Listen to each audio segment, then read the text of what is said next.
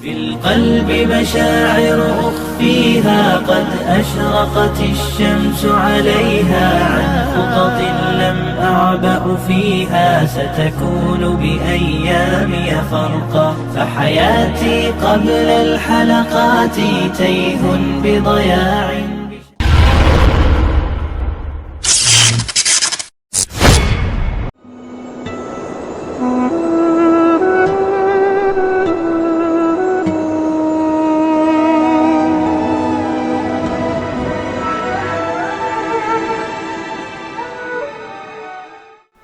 Assalamualaikum warahmatullahi wabarakatuh. Di suatu hari raya, Rasulullah SAW keluar rumah untuk melaksanakan sholat Idul Fitri. Sementara anak-anak kecil tengah bermain riang gembira di jalanan. Tetapi, nampak seorang anak kecil duduk menjauh berseberangan dengan mereka. Dengan pakaian sangat sederhana dan tampak murung, ia menangis terseduh. Melihat fenomena ini, Rasulullah SAW segera menghampiri anak tersebut. "Nak, mengapa engkau menangis? Kau tidak bermain bersama mereka?" Rasulullah membuka percakapan. Anak kecil itu tidak mengenali bahwa orang dewasa di hadapannya adalah Rasulullah. Anak itu menjawab, "Paman, ayahku telah wafat. Ia mengikuti Rasulullah dalam menghadapi musuh di sebuah pertempuran, tetapi ia gugur dalam medan perang tersebut."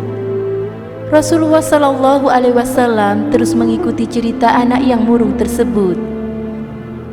Sambil meraba kemana ujung cerita, Nabi mendengarkan dengan seksama rangkaian peristiwa dan nasib malang yang menimpa anak tersebut.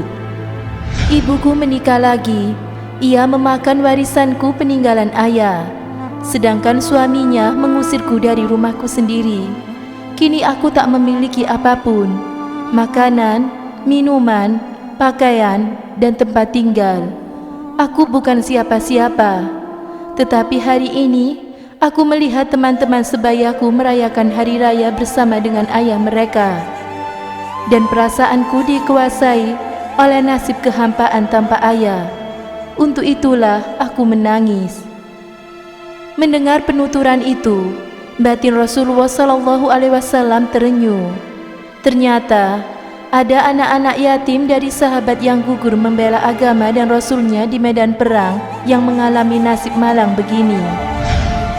Rasulullah segera menguasai diri. Rasulullah yang duduk di hadapannya dengan anak itu segera menggenggam lengannya. "Nak, dengarkan aku baik-baik.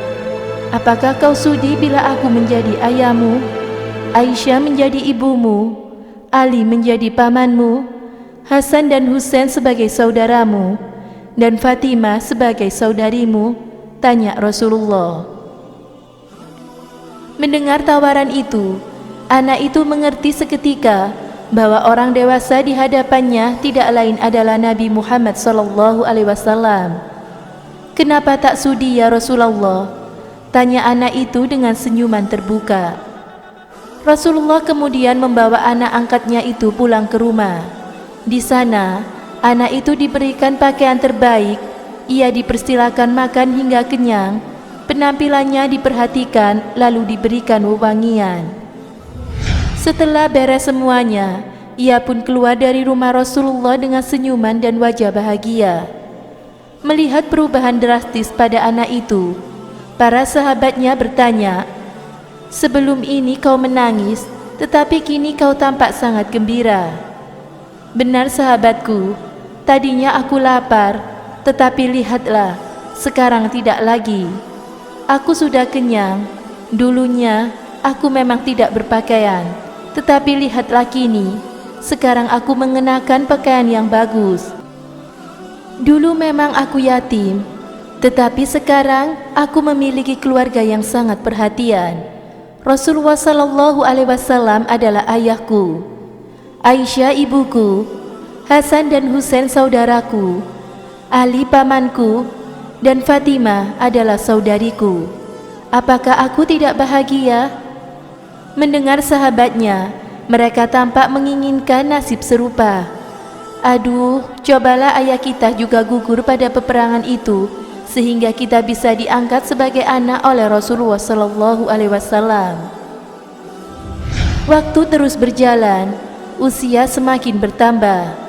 Kebahagiaan anak itu pun lenyap seketika, selang beberapa tahun setelah Rasulullah Sallallahu Alaihi Wasallam wafat. Meratapi kepergian ayah angkatnya yang paling mulia ini, ia keluar rumah seraya menaburkan debu di atas kepalanya. Celaka, sungguh celaka. Kini aku kembali terasing. Aku bukan siapa-siapa lagi. Aku kini menjadi yatim, sepi, katanya terisak. Sayyidina Abu Bakar As-Siddiq yang menyaksikan anak itu segera memeluknya. Sayyidina Abu Bakar kemudian mengambil alih pengasuhannya. Demikianlah kisah pilu Nabi Muhammad SAW dan anak yatim yang terlantar di hari raya Idul Fitri. Semoga kita bisa mengambil hikmah dan manfaat dari kisah tersebut. Semoga bermanfaat. Wallahu a'lam bishawab.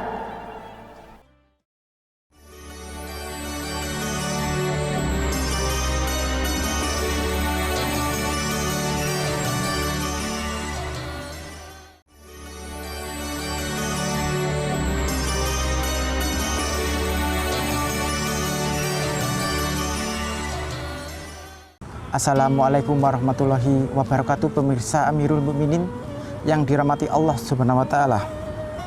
Rasulullah sallallahu alaihi wasallam memiliki total putra dan putri sebanyak 7. 6 dari Khadijah istri beliau yang pertama dan 1 dari Maria Al-Qibtiyah yang bernama Ibrahim. Semua putra-putra Nabi Muhammad diwafatkan Allah ketika masih kecil atau belum balik, kecuali putri-putri beliau. Bahkan ada yang tumbuh dewasa dan sudah menikah, tetapi putri-putri beliau wafat, kecuali Fatimah Az-Zahra. Beliau tetap hidup sampai Nabi Muhammad wafat. Dari Fatimah Az-Zahra lah keturunan Nabi berlanjut sampai hari kiamat. Timbul pertanyaan, mengapa semua anak laki-laki beliau wafat? Hal ini adalah merupakan kehendak Allah Subhanahu wa taala, dan dikhawatirkan apabila keturunan anak laki-laki beliau terus hidup akan umat Islam mengkultuskan dan mendewakannya keturunan beliau. Kita lihat hari ini saja keturunan beliau dari jalur Fatimah Az-Zahra saja, Hasan dan Husain begitu diagung-agungkan. Hal ini pula sebagai penghormatan kepada Nabi Muhammad sebagai penutup dan Nabi terakhir. Semoga memberi manfaat. Wassalamualaikum warahmatullahi wabarakatuh.